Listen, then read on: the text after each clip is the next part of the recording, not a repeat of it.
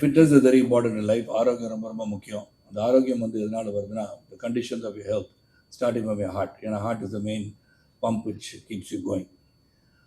எனக்கும் ஹாஸ்பிட்டல்ஸுக்கும் எனக்கும் மருத்துவத்துக்கும் ரொம்ப தொடர்பு உண்டு. எப்படி தொடர்பு உண்டுன்னா, நீங்கள் டாக்டர் ஆனால் நான் டாக்டர் இல்லை. ஆனால் டாக்டர்லாம் என்னை பார்த்து படிச்சுக்கிற அளவுக்கு நான் வந்து பேஷண்ட்டாக இருந்திருக்கேன். So like if I'm living today with major surgery, doctor Jayaram Pingle, the same faculty as Arvindan sir, ortho surgeon in Hyderabad. When I had a fall about 60 feet down and I had a C4, C5 injury, and it's a miracle that I was saved. I was saved by the doctors and who did a grafting from my hip and then placed it on my C4, C5 and 2 plates and 4 screws. So that's why I think I'm an Iron Man now. So I was saved by a doctor, so here I am living my life, a second life. And as regards to the heart, and today the electrophysiology unit that has been introduced, ஏன்னா இதை பற்றி நான் கொஞ்சம் தெரியும். எனக்கு அண்மையில் வந்து என்னுடைய very close friend is daughter is actually a surgeon. So the heartbeat has gone to a level of 240, 250 and beating really hard. And then they said there's no specialized treatment in Chennai and they had to fly her down to Hyderabad. அப்போ தான் என்ன நடக்குதுன்னு கேட்டால், heart beat can go even higher then what your normal 120/80 and go to 220, 230. It's a different kind of a condition which you have to have specialized treatment for that. And I think this is where electrophysiology comes in for the cardiac patient who the rhythm starts increasing. இல்லை electricity இருக்கணும்னா நிறைய பேர் பார்த்து அந்த நீங்கள் வேறு wire ப்ளக்லாம் காமிச்சோன்னா அதெல்லாம் வேறு உள்ளே இருக்கா அப்படின்னு கேட்டிருப்பாங்க. So that's an electrical system which keeps driving our entire body. So I think the rhythm when goes up, it can also come down. Sometimes நிறைய பேஷண்ட்ஸ் வந்து 120/80 is basically considered to be normal, but it can come down to 60 also. And heartbeat on this, sometimes it can be even 49. I don't have to get alarmed with that because Bjorn Borg, the tennis player, had a 49 thing and I have got 48. So that's the fitness level that I maintain. So yes, that is what resting period is about 48 to 50, doctor. So many people wonder how do I keep it at that level. I don't know. I think God given a gift to me. And the regular exercising, that is what I do. So I push myself to even my cardio exercises to about, though I can, age is 71, of course, the eldest of the entire group over here. So plus 100 then above, so 71 plus 100 is 171. So I push to about 120. More than I don't push, but I can push 140. I say, no, sure, that's enough, you can push enough. You're not going on competitive speed. So the doctors have been a lot of things are there because I had a hospital. And again, I'm connected to Arvindan sir. It was called United Apollo Hospitals in Coimbatore. It was United Hospital. Then I got the franchisee of Apollo Group, and it was United Apollo Hospital and Dr. Venkat, one of the top surgeons as a hip replacement is concerned. And அவரோட நான் இருந்தேன். But then he had to leave for UK. So எனக்கு அவர் வந்து சர்ஜரிலாம் பண்ண கற்றுக் கொடுத்துட்டாங்க. ஒருவேளை நான் அதை வந்து சஸ்டெயின் பண்ணியிருக்கலாம். I couldn't do it. Anyway, Venkat is still a good friend of mine doing well in London. And அந்த வழியில் பார்க்கும்போது only thing we can tell the whole world, ஒன்று வந்து நோய் வராமல் பாதுகாக்கிறது ஒன்று, நோய் வந்த பிறகு அதுக்கான ட்ரீட்மெண்ட் அப்படின்னு சொல்லும்போது it is all available in our country. Doctor very nice treatment. Health care அப்படின்னு சொன்னால் I thinks in India it என்னன்னா நீங்கள் வந்து சொன்ன மாதிரி for to maintain some secrecy levels or maintain some privacy, people to go abroad to get their things done. But let me tell you, when you go abroad ஒரு மருந்து வாங்க முடியாது உங்களால். ஒரு தலைவலி மாத்திரை போய் நீங்கள் லண்டனில் போய் இறங்கி நீங்கள் வாங்கணும்னா அந்த pharmacist will not give it you. நான் வந்து ஒரு சாதாரண ஒரு ஜுரத்துக்காக என்ன கேட்டு ஒய்ஃப் நான் லண்டன் போயிருக்கும் போது டேக் ரெக்கமெண்டேஷன் இப்போ பர்மிங்ஹாமில் ஒரு ஹாஸ்பிட்டலில் பேசி அந்த டாக்டர்கிட்ட பேசி, அவர் லண்டனில் ஒரு டாக்டர்கிட்ட பேசி அவர் நான் கேரண்டி கொடுக்குறேன் அப்படின்னு சொல்லி கொடுத்தாங்க. So here we just go across to the pharmacy and buy any drug that you want. Antibiotic வாங்கினா இப்போ வந்து த்ரோட் இன்ஃபெக்ஷன் அவனே நாட்ஃப்ளாக்ஸ் ஒன்று போட்டுடலான்றாங்க. என் வீட்டில் கூட கேட்டாங்க, நாட்ஃப்ளாக்ஸ் சாப்பிட்றீங்க, டாக்டரை கேட்டிங்களான்னு. இல்லைம்மா சாப்பிட்டா சரியாயிடுன்னு சொல்கிறாங்க. ஸோ இப்படி we have become more educated on medicine, the drugs as far as concerned. So that we take it for granted, these are good things for us. So every time when you take something, I think you should consult your physician at least, whether it's good for you or not, whether they have any other condition inside. அப்புறம் இந்த வந்து cardiac பற்றி சொல்லும் போதும், cardio physiology பற்றி சொல்லும் போதும் எனக்கு ஒன்றே ஒன்று தான் சொல்லிட்டு like to first thank you all for you invited me. ஏன்னா நான் வந்து ரொம்ப நாள் முன்னாடி ஒரு ரோட்டரி ஃபங்க்ஷன் போயிருந்தேன். 4,000 people across the world had attended. அப்போ என்னை இன்வைட் பண்ணிவிட்டு அங்கே போகும்போது நான் மேடைக்கிட்ட போனோன்னே அந்த ஆர்கனைசர் வந்தார், சார் கவலைப்படாதீங்க சார், இங்கிலீஷ் தெரியாட்டி பரவாயில்ல தமிழ்லேயே பேசுகிறாரு. அந்த அளவுக்கு தான் நடிகர்களை வந்து ரேட் பண்ணி வச்சுருக்காங்க. அன்றைக்கி புரிஞ்சுக்கிட்டேன் நான். ஸோ தே திங்க் நடிகர்கள் அப்படின்னா கொஞ்சம் அறிவு இல்லாமல் இருப்பாங்கன்னு நினச்சிக்கிறாங்கன்னு நினைக்கிறேன். ஏன்னா பல இடத்துக்கு வேலைக்கு அமிச்சது சார், கிடையாது எதுலையும் உருப்பில்லை என் பையன் நடிக்க அமிச்சது சார் அப்படின்வாங்க. அந்த காலங்கள்லாம் போயிடுச்சு. Today is much different. lot of educated people have come to the field. A gold medalist is Vignesh Rajav, director Porthiril with me. So அந்த மாதிரி இருக்குது. என்னை பொறுத்த வரைக்கும் நம் உடலை பாதுகாக்க வேண்டும் சொன்னால் ஆரோக்கியமாக இருக்கணும். அந்த outward look may be good. Sarathkumar may look from good, very good from the outside. But இதுக்கு பின்னாடி வந்து every 3 months I do a regular medical check. என்ன நடக்குதுன்னு பார்ப்பேன். Because my father had a cancer, had a prostate cancer. So I keep on looking at my prostate. So I think you should take reference from this. இதுக்கு மட்டும் செலவழிக்கிறதுக்கு வந்து medical checkup வந்து government hospital மாதிரி சீப்பாக private நீ பண்ணலாம். So at least you should know what is happening with in your self. வெளியே பார்க்குற தோற்றம் சிறப்பாக இருக்கலாம், உள்ளே என்ன இருக்குன்னு தெரியறதுக்கு பல கருவிகள் வந்துருச்சு. So I think you should not இதுக்கு ஸ்பெண்ட் பண்ணலாம். நீங்கள் போய் ஃபாஸ்ட் ஃபுட்டுக்கு வெளியே போகிறதுக்கோ வந்து வீக்கெண்ட் வந்தால் வெளியே போய் சாப்பிட்றதுக்கோ நீங்கள் இதுக்கு ஒரு 5000 ரூபாய் 6000 ரூபாய் செலவழித்து உங்கள் உடம்புல என்ன நடந்துட்டுருக்கு அப்படின்னு தெரிஞ்சுக்கிட்டா prevention is better than cure தேசே. ஸோ ஏதாச்சும் ஒன்று சரியா இல்லைன்னா என்னத்துக்கு இந்த மாதிரி வந்துச்சுன்னு போய் கேட்கலாம். So that way I think I lost a good friend mister Puneeth Rajkumar. அவங்க வந்து இறந்த பிறகு அவங்க வைஃப் மிஸ்டர் அஸ்வினிட்ட பேசும்போது, Puneeth had never gone and taken a medical checkup ever. He's the fittest guy that I've seen. ஸ்டண்ட்டில் பார்த்தீங்கன்னா ஆல் இண்டியா லெவலில் Puneeth Rajkumar I think would have been the best.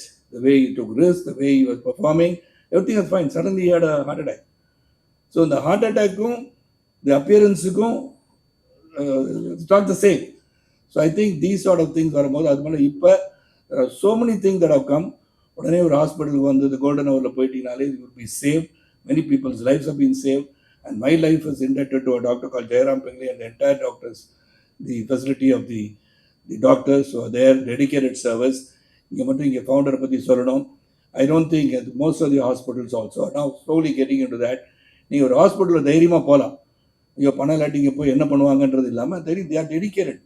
And it's the noblest profession அப்படின்னு சொன்னால் it's only doctors. It is rated to be the noblest profession in the entire world. Is one who saves your life. Life given by God is saved by only you. So I think this profession is one thing. You take care of people, you take care of the health of people, you take care of the conditions of the people. And in the idu vandu only first of its kind in Tamil Nadu சொன்னாங்க. It's really interesting to see that the heart rhythm. This is one thing which you should monitor. I think everybody should be conscious about their health. ஏன்னா இன்னைக்கு வந்து whatever we see in the atmosphere, whether we are eating everything right, we don't know. The food is good and so now how it's adulterated, not adulterated, we may not know. So அந்த மாதிரி இருக்கும்போது you have to have a regular checkup. And regular checkup பண்ணுறதுக்கு hospitals are there, good hospitals are there, and all the facilities are there, and the facilities are there. So whenever you have some condition, இதுக்காக செலவழிக்கிறது தப்பே கிடையாது. இதுக்காக செலவழித்து பாதுகாத்து வைத்துக் கொள்ளுங்கள். உடல் ஆரோக்கியம் அவசியம். சுவர் இருந்தால் தான் சித்திரம். அந்த சுவர் என்பது உங்கள் உடல். அந்த உடலும் ஆரோக்கியம் உள்ளவும் சிறப்பாக இருக்கும்போது வாழ்க்கையில் வெற்றி பெறலாம். And what we thank the management, Rishi doctor, and everybody over here and each other explaining to you about this surgery itself. Now, the first thing I mind it on a public will ask what will be the cost, and then it is covered by insurance also.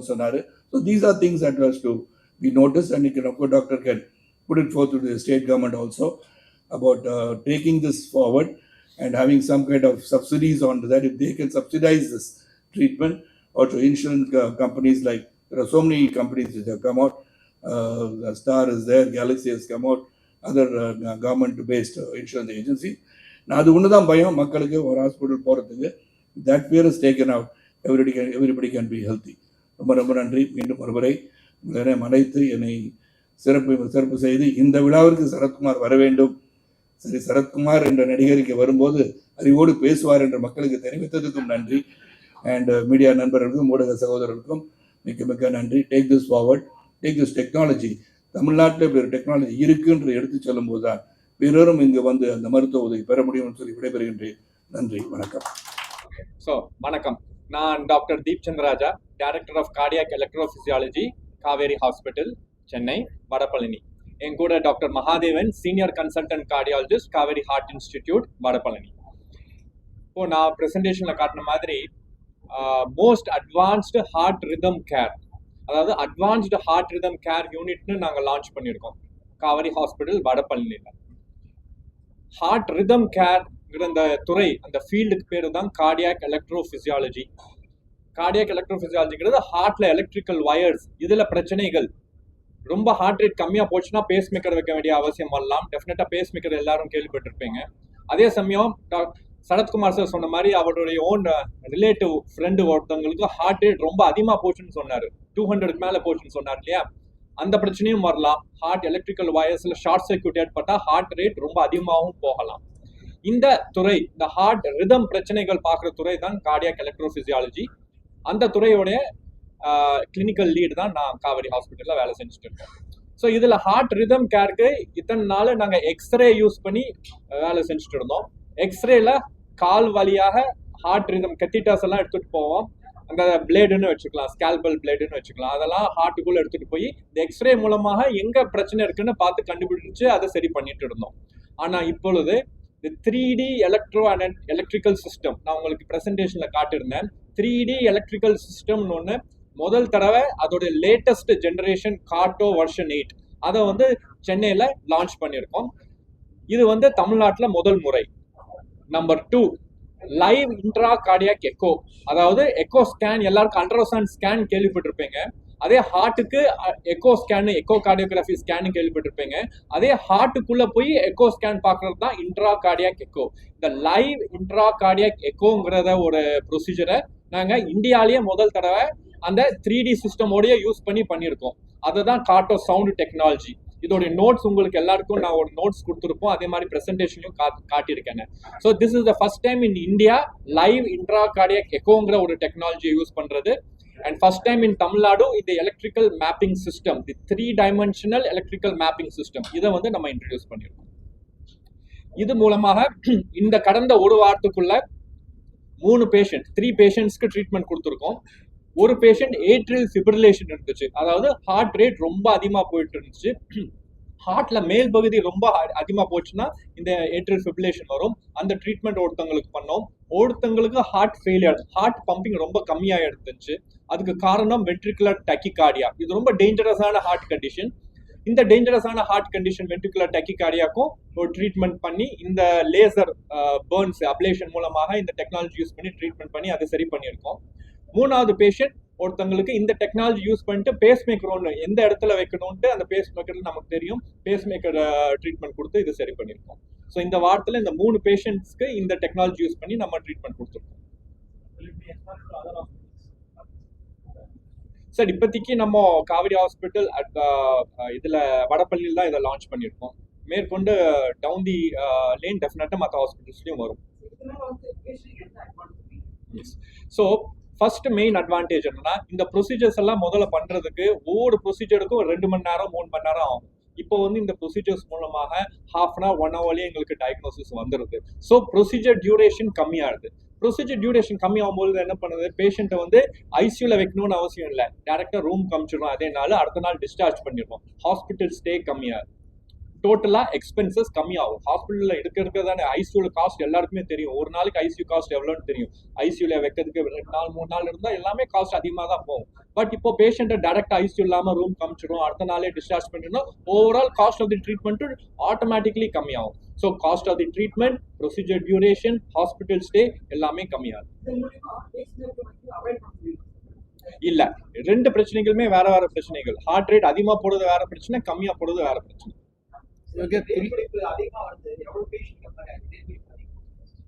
இதய துடிப்பு அதிகமா வர்றது atrial fibrillation தான் ரொம்ப commonest reason for இதய துடிப்பு வர்றதுக்கான காரணம். ஏஜ் இன்சிடென்ட்ஸ் வந்து அக்கார்டிங் டு தி ஏஜ் தான். 70 years and plus 1 in 10 patients, 1 in 10 persons will have this problem, atrial fibrillation. Age கம்மியாக இதோட frequency கம்மி. 1 in 200 to 300 patients can have heart rhythm problems less than 50 years.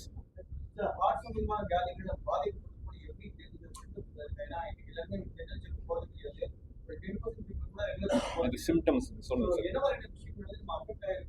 Heart rhythm பிரச்சனைகளுக்கான நல்ல கேள்வி. நீங்க சொன்ன மாதிரி இப்போ சார் சொன்ன மாதிரி ஹார்ட் ரிதமும் பிளாக் டிஃப்ரெண்ட். சார் சொன்ன எலக்ட்ரிக்கல் வயர் வந்து நம்ம எப்படி ஹார்ட் சவுண்ட்ஸ் ப்ரொடியூஸ் பண்ணுறது, லேப்டாப் ப்ரொடியூஸ் பண்ணுறதுக்கு எலக்ட்ரிக்கல் வயர்மா இருக்கு. இதில் பாதிப்பு ஏற்படும் போது ஒன்று பல்ஸ் கம்மியாகலாம். சார் சொல்ற மாதிரி 40-30 வரும்போது ஒருத்தர் வாழ்க்கையை வாழ முடியாது. ஸோ அவருக்கு தலை சுத்தல் வரலாம், பம்பிங் ஹார்ட்லேருந்து ரத்தம் வெளியில வராதனால அவருக்கு தலை சுத்தல் வரலாம், நடந்தா மூச்சு வாங்குறது வரலாம், ஒரு மாறு படபடப்புன்னு இருக்கிறதுக்கு வாய்ப்புகள் வரலாம், ஹார்ட்லேருந்து ரத்தம் வராதனால ரொம்ப சோர்வா இருக்கிறதுக்கு வாய்ப்புகள் வரலாம். ஸோ அப்போ நீங்கள் ஒரு டாக்டர் உங்களை பரிசோதிக்கும் போது உங்களுக்கு பல்ஸும் பிபி தான் ஃபர்ஸ்ட் எல்லா டாக்டரும் பார்க்க போறாங்க. அதில் பல்ஸ் கம்மியாக இருக்கணும் போது சார் சொன்ன மாதிரி பல்ஸ் கம்மியாக இருக்கும் பிராடிகார்டியான்னு சொல்லுவோம். அதுக்கான எவிடன்ஸ் என்ன, காரணங்கள் என்னன்றதை நீங்க பார்க்கணும்.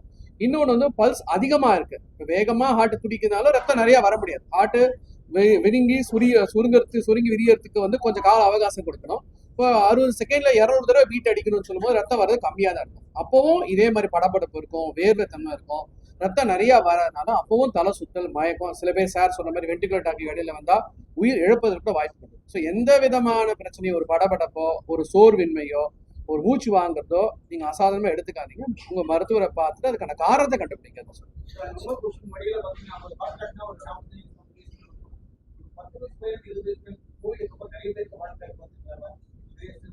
இப்போ கரெக்ட். இப்போ இந்த ஹார்ட் அட்டாக் பத்தி நாங்க இப்போதைக்கு பேச விடும்ல. ஏன்னா இந்த ஹார்ட் அட்டாக் எல்லாத்தையும் கன்ஃபியூஸ் பண்ணி விட்டுரும். காமனா ஹார்ட் அட்டாக் எல்லாருக்கும் வருதுன்னு நமக்கு தெரியும், எல்லாருக்கும் தெரியும். ஹார்ட் அட்டாக் வந்துட்டுலாம் இந்த மாடு அடைப்பு, நெஞ்சு வலி.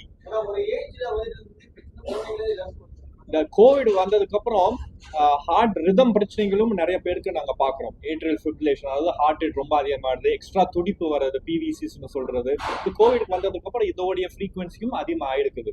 அது கோவிட் மட்டும் காரணம் இல்லை, இப்போ ஃப்ளூவே நிறைய ஆயிடுச்சுன்னு எங்க பார்த்தாலும் ஃப்ளூ இன்ஃபெக்ஷனு. இதுக்கான சைடு எஃபெக்ட்ஸ் வந்து ஹார்ட்ல இந்த சிம்டம் சார் சொன்ன மாதிரி சிம்டம்ஸ் 4 சிம்டம் தான்: படபடப்பு, மயக்கம், மூச்சு வாங்குறது, சோர்வை.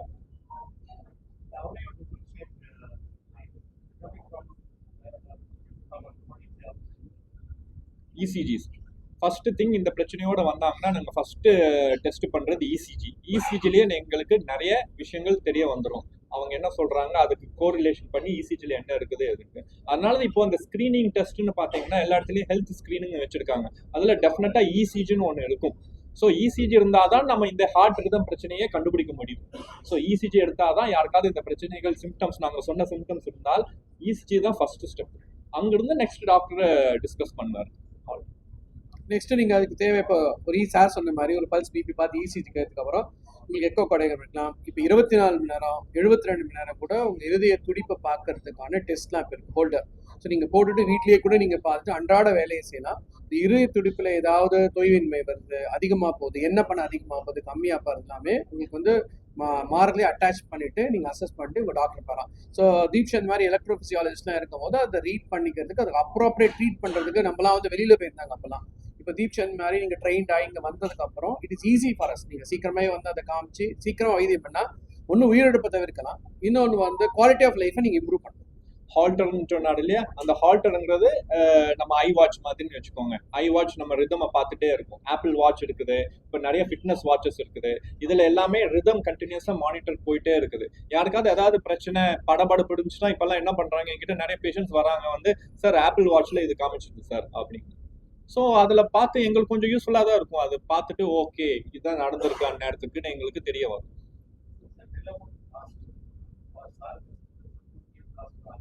எஸ், சி இது வந்து இப்போதைக்கு சிஎம் ஸ்கீம்லேயே நம்ம காப்பீடு திட்டம் எடுக்குது இல்லையா, அதுலேயே இது அப்ரூவ்டு. அதே மாதிரி ESI schemes, central government health schemes எல்லாத்துலேயுமே இந்த ட்ரீட்மெண்ட்ஸ் எல்லாமே அப்ரூவ்ட். கன்சியூமபிள் காஸ்ட் அவங்க கவர் பண்ணிடுறாங்க. பேஷண்ட் ட்ரீட்மெண்ட்க்கு எக்ஸ்ட்ரா எதுவுமே கொடுக்க தேவையில்லை. இது ஆல்ரெடி நாங்கள் ட்ரீட்மெண்ட் பண்ணிட்டு தான் இருக்கோம். இந்த heart rhythm facilities x-ray use பண்ணிட்டு இருந்தோம். இப்போ இந்த நியூ டெக்னாலஜி யூஸ் பண்ணிட்டு பண்ண போறோம், அவ்வளோதான்.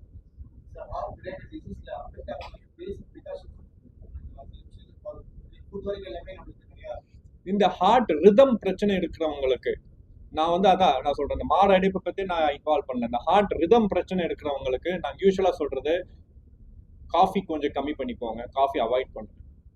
நம்ம ஊர்ல அந்த கல்ச்சர் ஸ்லோவா வந்துட்டு இருக்கு. ஒரே நாள்ல பிளாக் காஃபி, அந்த எக்ஸ்பிரஸோ, அப்புறம் இந்த அமெரிக்கானோ இந்த மாதிரி எல்லாம் காஃபி நம்ம கல்ச்சர்ல வந்துச்சு. இது வந்து ஒரே நாள்ல 8 இல்லது 10 கிளாஸ் ஒரு அடிக்ஷன் மாதிரி ஆயிடுச்சு. இது வந்து ஹார்ட் ரேட் அதிகப்படுத்தும்.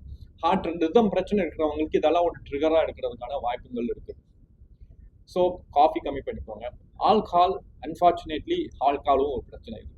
ஏன்னா ஆல்கஹால் எடுக்கிறவங்களுக்கு ஹார்ட் ரிதம் பிரச்சனைகள் வர்றதுக்கான வாய்ப்புகள் மிக அதிகம். ஸோ லைஃப் ஸ்டைல் சேஞ்சஸ்னு பார்த்தீங்கன்னா இந்த 2 வெயிட் அதிகமாக இருக்கிறவங்களுக்கு நான் யூஸ்வலாக கேட்குற கேள்வி ஒன்று, கொரட்டை வர்ற பிரச்சனை இருக்குதுங்களா? இதுக்கு நான் வீடியோஸும் கொடுத்துருக்கேன், பிஹைண்ட் வுட்ஸ்லாம் டாக்ட் அபவுட் இட். கொரட்டை வர்ற பிரச்சனை இருக்கான்னு கேட்போம், ஸ்லீப்பிங் ப்ராப்ளம் இருக்கான்னு கேட்போம். ஏன்னா இதுக்கும் ஹார்ட் ரிதம் பிரச்சனைகளுக்கும் ரொம்ப ஸ்ட்ராங் கனெக்ஷன். ஸோ நீங்கள் கேட்ட கேள்வி ஹார்ட் ரிதம் கனெக்ஷனுக்கும் லைஃப் ஸ்டைலுக்கும் என்ன கனெக்ஷன் எதாக இருக்கான்னா, காஃபி, ஆல்கஹால், ஸ்னோரிங், இந்த 3 விஷயம்.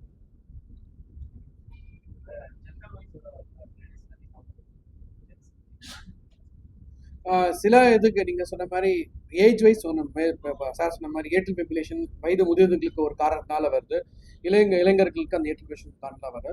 ப்ரிடாமினெண்ட்டாக அது அரித்மியா வந்து சில ஃபீமேல்ஸ்க்கு கொஞ்சம் காமனாக வரும் பிகாஸ் ஆஃப் ஸ்ட்ரெஸ் இன்டியூஸ்ட்னால. சில ஃபீமேல்ஸ்க்கு ஒரு டைப் ஆஃப் அரித்மியாஸ், இந்த ஏட்ரல் டாக்கிகார்டியாஸ்லாம் ஒரு ஃபீமேல்ஸ்க்கு கொஞ்சம் வாய்ப்புகள் உண்டு. பட் ரொம்ப வைட் அண்ட் கேப் எதுவுமே கிடையாது. ஸோ எல்லா ஆண்களுக்கும் வரலாம், பெண்களுக்கும் வரலாம். இதனால நீங்கள் சார் சொன்ன மாதிரி ஸ்ட்ரெஸ் ஃபேக்டர்ஸ் ஒன்று, ஃபுட் ஹேபிட்ஸ்னால கன்சம்ஷன் ஆஃப் கேஃபைன் நிறையா இருக்கிறது, அப்ஸ்ட்ரக்டிவ் ஸ்லீப் எப்னியா இருக்கிற மாதிரி இருக்கிறவங்க கண்டிப்பாக அந்த ரிஸ்க் ஃபேக்டரை மாடிஃபை பண்ணால் இந்த மாதிரி வரதை நீங்கள் தவிர்க்கலாம். இந்த தருணத்தில் ஒரு இம்பார்ட்டண்ட்டான இன்ஃபர்மேஷன், ஏன்னா சில குழந்தைகளுக்கு வரும், அதாவது நமக்கு எப்படி 5வது விரல் ஒரு 6வது விரல் இருக்கும் சில பேருக்கு, அதே மாதிரி ஹார்ட்டுக்குள்ள ஒரு எக்ஸ்ட்ரா எலக்ட்ரிக்கல் ஒயர் இருக்கும். அந்த குழந்தைங்களுக்கு அவங்க ஏஜ் ஆகும் பொழுது யூஸ்வலாக இதே ஹிஸ்ட்ரி சரத்குமார் சார் சொன்ன மாதிரி திடீர்னு 10 வயசு 12 வயசுல ஸ்கூல் படிச்சுட்டு இருக்கேன், ஸ்கூலில் கிளாஸில் திடீர்னு ஹார்ட் ரேட் 200க்கு மேலே போயிடுச்சுன்னு அந்த கம்ப்ளைண்ட் எடுத்துகிட்டு வருவாங்க. அந்த எடுத்துகிட்டு வரும்பொழுது நாங்கள் வந்து அவங்களுக்கு இந்த ட்ரீட்மெண்ட் இருக்குன்னு பார்த்துட்டு இந்த ஹார்ட் ரிதம் ட்ரீட்மெண்ட், அந்த குழந்தைங்களுக்கு 12 வயசு குழந்தைங்க வந்து லைஃப் லாங் மெடிசன்ஸ் கொடுத்தா எப்படி இருக்கும், நல்லது இல்லை இல்லையா? ஸ்பெஷலி ஃபீமேல் குழந்தைங்க, அவங்களுக்கு ஃபேமிலி எல்லாம் இருக்குது, ஃபேமிலி எல்லாம் 18 இயர்ஸ் 19 இயர்ஸ். ஸோ இந்த எக்ஸ்ட்ரா வயர் இருக்கிறவங்களுக்கு நாங்கள் மெடிசன்ஸ் அவாய்ட் பண்ணிடுங்க, இது ட்ரீட்மெண்ட் பண்ணி இதை ஒரேடியாக சரி பண்ணிக்கோங்க. எவ்வளோ பேஷண்ட்ஸ்க்கு சிஎம் ஸ்கீம்லேயே நாங்கள் பண்ணி சரி பண்ணி கொடுத்துருக்கோம். குழந்தைங்க 6 வயசு 7 வயசு எல்லாம் அனஸ்தீசியால பண்ணி முடிச்சிடுவோம் அவங்களுக்கு. அடுத்த நாள் இருந்து நோ மெடிசன்ஸ், கியூர்டு. இதுக்கப்புறம் நிறைய பேர் நம்மளை மறந்து கூட போயிட்டு போனாங்க. So they don't come also, follow up வரணும்னு கூட அவசியம் இல்லை. தேங்க்யூ.